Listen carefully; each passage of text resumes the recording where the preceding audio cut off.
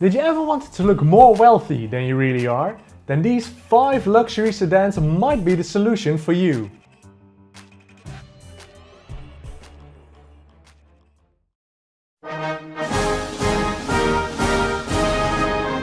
The Peugeot 607 is the last traditional limousine from the French line. Launched in 1999, it was developed on the still very capable chassis of the 605. The 607 was a statement from Peugeot of how the classic French limousine would look like in the 21st century.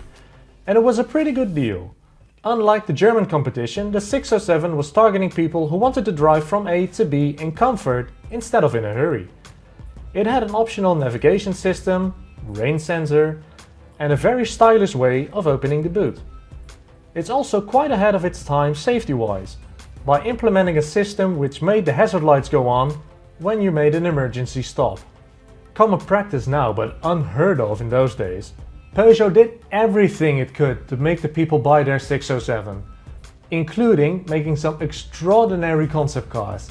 The 607 Paladin, for example, was the ultimate version of the French limousine. At 5 meters long, it was a bit longer than the standard version, and it included luxuries like a cell phone in the B-pillar, an extendable drinks tray, and a retractable roof, obviously. This luxury image fit for an inaugurated president did not convince people to step away from its German counterpart. Today, the 607 can be found from €700 for the high-mileage 2.2-liter diesel to around €2,500 for a well-kept 3-liter V6. These cars are known for being very quiet and very comfortable. But beware, they're also kind of unreliable. If you're looking for a classically lined luxury limousine, this might be the car for you. In 1998, Volvo introduced their S80.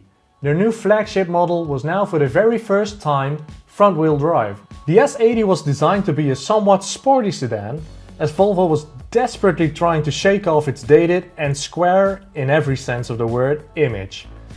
Just like the 607, the S80 was trying to get buyers from their German counterparts.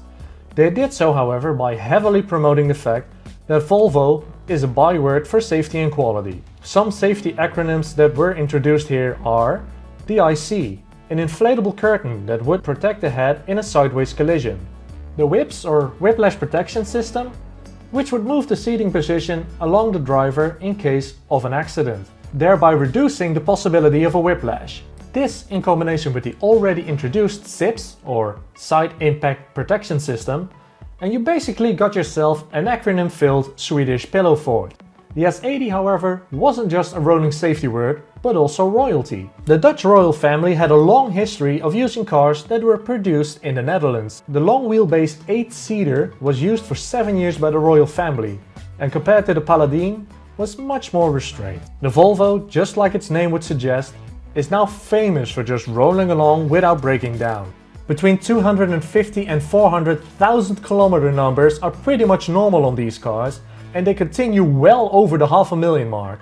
Prices are between 600 and 2,000 euros, with lots of optional extras and 5 and 6 cylinder engines to choose from. Get this one if you're looking for a safe and reliable luxury limousine. The Opel Omega, or Vauxhall Omega, or Chevrolet Omega, or Cadillac Catera, or even, yes, the Holden Commodore, was introduced in 1994 as Opel's new flagship model. It was Opel's answer for an affordable but very spacious luxury sedan, and it was pretty much the Skoda Superb of its day. Even the hinges of the boot were placed in a different position to its predecessor so as not to damage the cargo when the boot was slammed down. But if you really wanted space, then you could also choose for an estate version.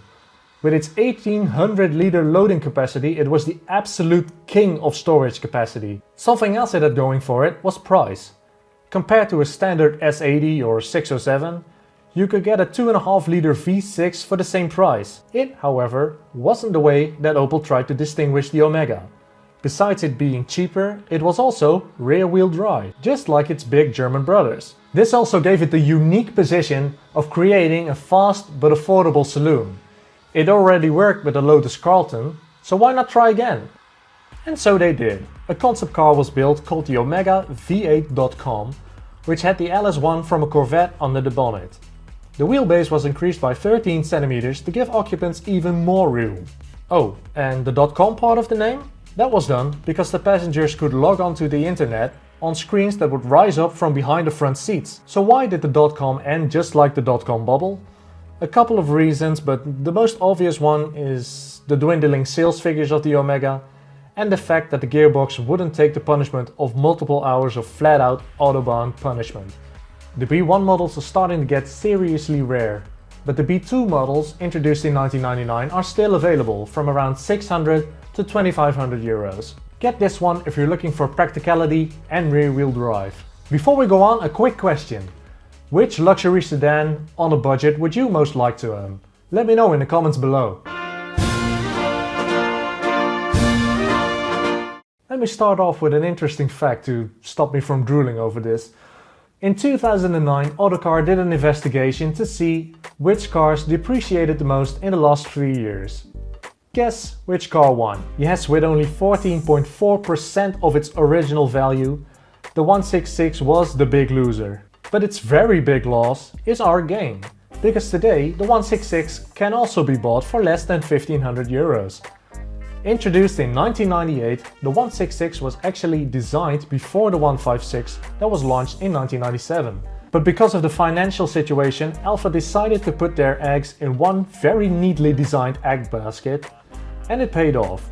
The Walter de Silva designed Italian limousine was styled with the classic Alfa Romeo grille in mind. The lines from the emblem flow to the window pillars, into the sides and onto the rear. This mindset of never letting a line abruptly stop is characteristic of Alfas of that era. Just like the others on this list, there's been no substitute for good old-fashioned quantity of buttons. The center console is full of them, but the 166s are less intrusive than most of the other ones because of the overall good design of the interior. If there's one thing that Italian automakers are known for being good at, it's interior design.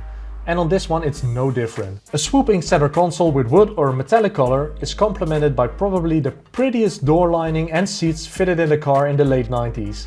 This attention to detail, combined with the now legendary 3-liter V6 Busso engine, was Alfa's attempt of getting some market share from Mercedes, BMW or even Audi. Unfortunately, it ended up being a commercial flop. With 78,000 units, so less than half of the Volvo S80 at the same time, the 166 today can be bought from around 700 euros to 5 or even 6,000 euros with a low mileage V6 Busso engine. With the latter becoming more and more valuable and the 166 becoming less and less common, get this one if you want design and sportiness. The European Car of the Year 1990. Grandchild of one of the most iconic designs ever made, and somewhat misunderstood in its own time. Yes, the Citroën XM is the exact opposite of your average car.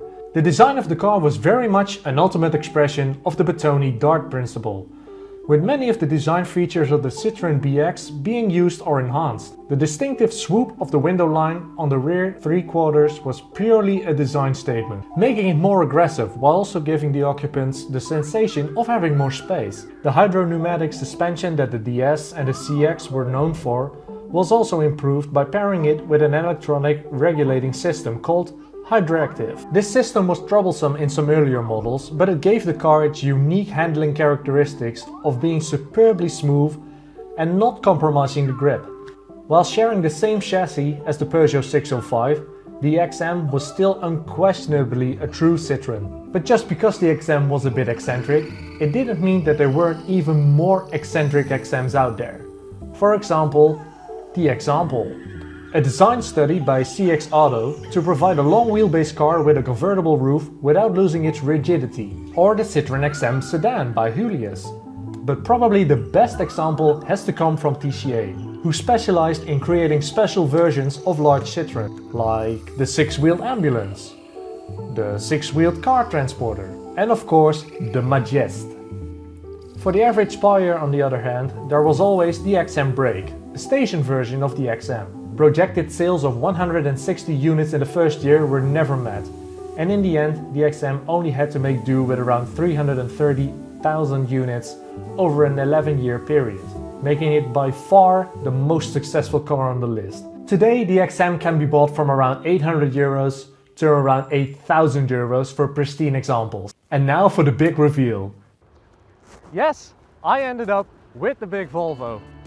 After looking through all of the options that I had and strictly forbidding myself from buying another Italian car, I ended up with 4.8 meters of Swedish metal.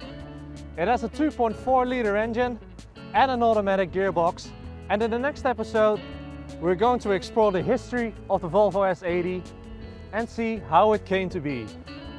And as always, if you'd like to join me on this journey, please consider subscribing or write a comment down below, and I'll see you at the next stop.